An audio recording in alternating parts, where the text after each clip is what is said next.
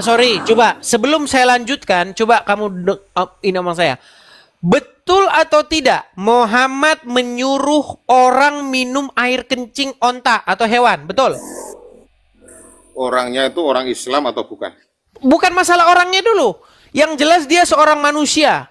Betul tidak Muhammad nyuruh seorang manusia, ya beberapa orang meminum air kencing hewan atau unta? Karena apa? Kenapa? Ditanya benar atau tidak? Betul atau tidak? Betul, tapi untuk orang kafir. Ayo bersaksi dulu. Aku bersaksi. Aku bersaksi. Aku bersaksi Nabi Muhammad itu menyuruh orang kafir untuk meminum air kencing unta. Berarti Muhammad menjadi satu-satunya nabi yang menyuruh minum air kencing onta, betul? Untuk orang kafir. Untuk orang kafir. Baik. Baik, bentar. Ternyata untuk orang kafir. Tetapi ya, mengapa para ustadz justru yang meminumnya? Silakan membaca. Perhatikan, sebentar. Saya balikan dulu kamera saya. Aduh, katanya untuk orang kafir, saudara-saudara. Ternyata yang berangkat justru yang muslim. Perhatikan. Apakah beliau-beliau ini adalah seorang muslim? Nih, kita akan bukakan dulu videonya. Bentar ya.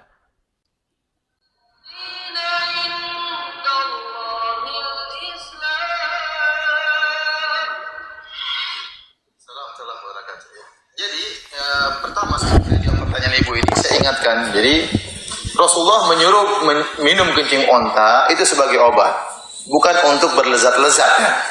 Bukan dianggap kopi atau teh kencing onta. Kopi kencing onta enggak ya. Tetapi maksudnya kencing onta sebagai apa?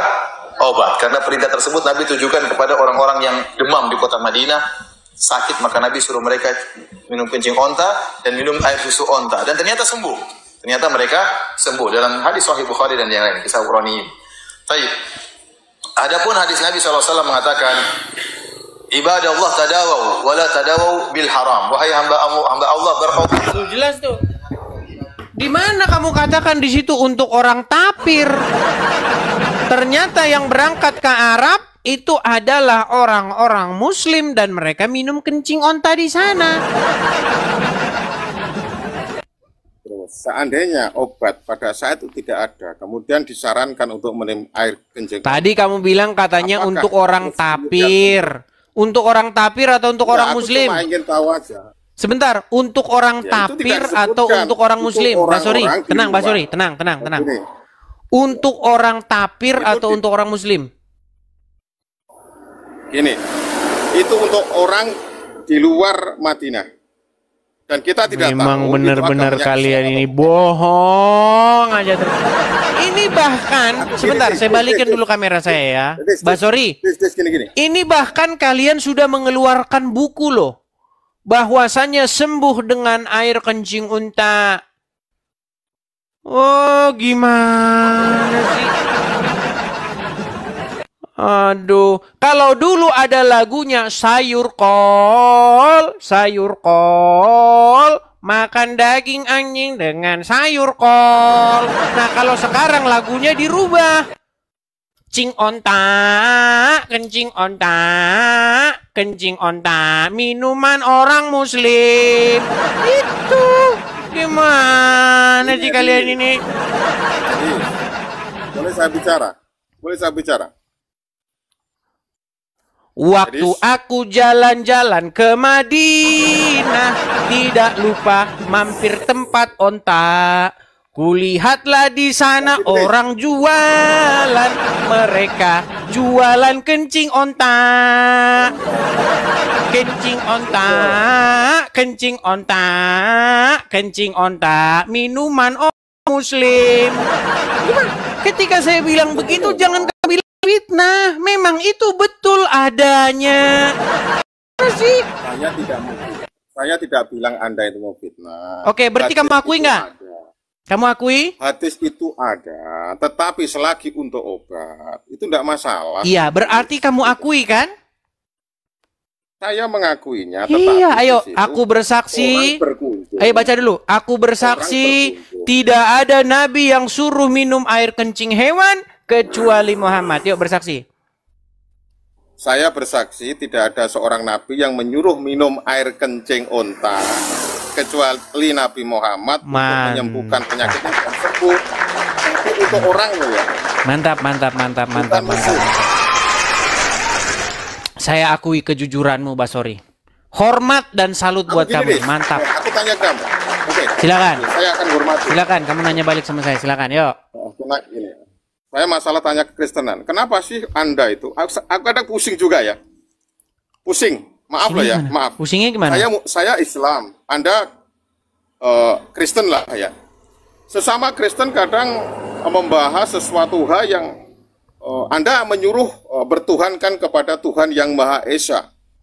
Kemudian masalah penyaliban saja terjadi semacam diskusi yang berbantah-bantahan. Itu kan di mana? Contohnya bagaimana? Contohnya? Anda mengatakan bahwasanya penyaliban itu karya iblis, seperti itu. Dengar, saya tidak pernah mengatakan demikian. Dengarkan, makanya kamu jangan kebanyakan dengar Rudi Iskariot yang nggak punya akal dan pikiran. Kalau kamu sering dengar Rudi Iskariot, jadinya seperti itu. Begini, dengarkan. Saya pada waktu itu berdebat dengan Yusupei. Nah, masalahnya Yusupei itu bilang begini, temanya itu begini. Iblis berjasa di dalam karya keselamatan orang Kristen. Dia bilang begitu. Saya bilang tidak. Nah, pada waktu itu Yusupei bertanya, kalau begitu siapa yang punya keinginan untuk menyalibkan Yesus? Makasih Bang Tobias, terima kasih. Begini,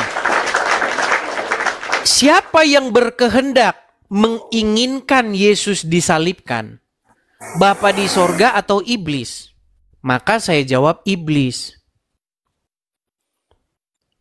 Makanya konteks pada waktu itu, siapa yang menginginkan Yesus disalib, sudahlah pasti orang-orang yang tidak percaya kepada Tuhan Yesus. Siapa mereka? Yaitu ahli-ahli Taurat dan orang-orang Farisi. Tetapi, apakah Yesus di situ digambarkan sebagai orang yang lari dari penyaliban itu, seperti Nabi Isa? Tidak. Yesus tidak pernah lari dari penyaliban, tetapi dia menghadapi itu, menghadapi hukuman mati itu. Dikatakan di dalam Bible, ia dibawa ke pembantaian seperti domba yang dibawa ke pembantaian. Ia tidak membuka mulutnya. Jadi Yesus tidak melakukan pemberontakan atau perlawanan. Tetapi dia tidak membalas kejahatan itu dengan kejahatan. Nah, ketika Yesus wafat di kayu salib, justru disitulah ada kemenangan, ada kemenangan. Kenapa kemenangan itu terjadi? Karena Tuhan Yesus tetap setia kepada Bapa yang mengutusnya sampai ia mati. Dia taat kepada Bapa di surga sampai matinya, sampai titik darah penghabisan. Nah, ketika Yesus taat sampai mati, maka pada hari yang ketiga, Bapa di surga membangkitkan dia dari antara orang mati.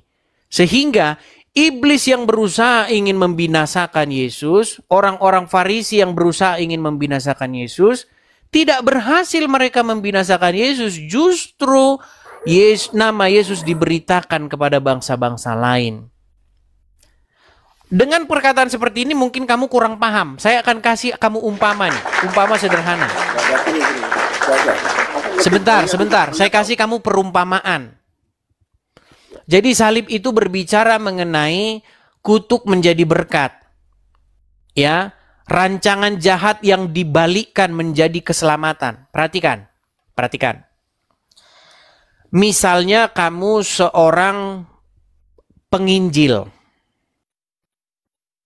Oke? Nyambung nggak? Nanti kalau nggak nyambung, nggak saya teruskan. Oke? Paham? Saya nyambung. Saya paham. Oke. Misalnya kamu seorang penginjil. Kamu pergi menginjil ke sebuah kampung. Di situ belum ada yang Kristen. Taruhlah di kampung itu Islam semua isinya. Ya kan?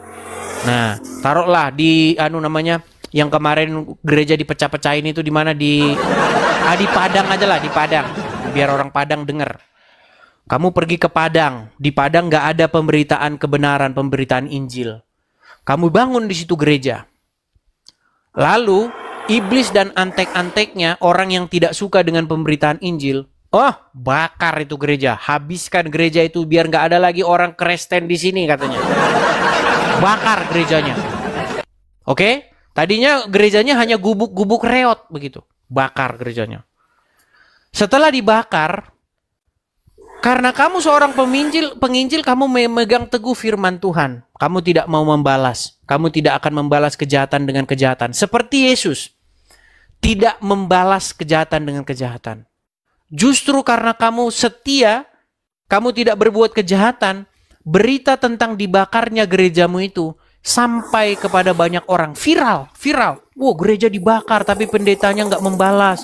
Dia tetap mengasihi orang. Akhirnya presiden dengar itu. Dan presiden bilang, bangun lagi gerejanya. Kucurkan dana untuk membangunnya dari anggaran negara. Dibangun yang besar. Orang tadinya tidak tahu di situ ada gereja. Sekarang jadi tahu. Gerejanya tadinya gubuk reot, sekarang jadi gereja yang besar. Jemaatnya jadi banyak, tadinya jemaatnya 5, sekarang jadi 100. Artinya apa? Artinya di situ ada rancangan jahat, tetapi yang berbalik menjadi jalan keselamatan. Nah, pertanyaan saya sama kamu. Keinginan untuk membinasakan gereja, membakar gereja itu keinginan dari iblis. Betul? Ya, tetapi Bapa di surga melalui tangan presiden, melalui tangan orang-orang, dia membalikkan rencana jahat si iblis itu. Memakan dirinya sendiri. Iya. Malah membangunnya. Iya, malah pertanyaan saya, apakah di situ iblis berjasa? Apakah orang-orang yang membakar gereja itu berjasa? Itu menjadikan sebab akibat. Bukan, pertanyaan saya, apakah orang pembakar gereja itu berjasa membuat gereja itu semakin besar? Kalau jasanya tidak ada. Tidak ada. Kalau mereka berjasa, mereka tidak mungkin ditangkap polisi dan dipenjara. Mereka tetap pada kejahatannya. Tetapi kejahatan itu tidak membuat gereja itu musnah. Justru gereja malah semakin besar di situ. Nah, kira-kira salib itu berbicara seperti itu. Jadi yang berkehendak menyalibkan Yesus itu adalah iblis dan si jahat. Tetapi iblis tidak berhasil. Justru itu menjadi senjata makan tuan.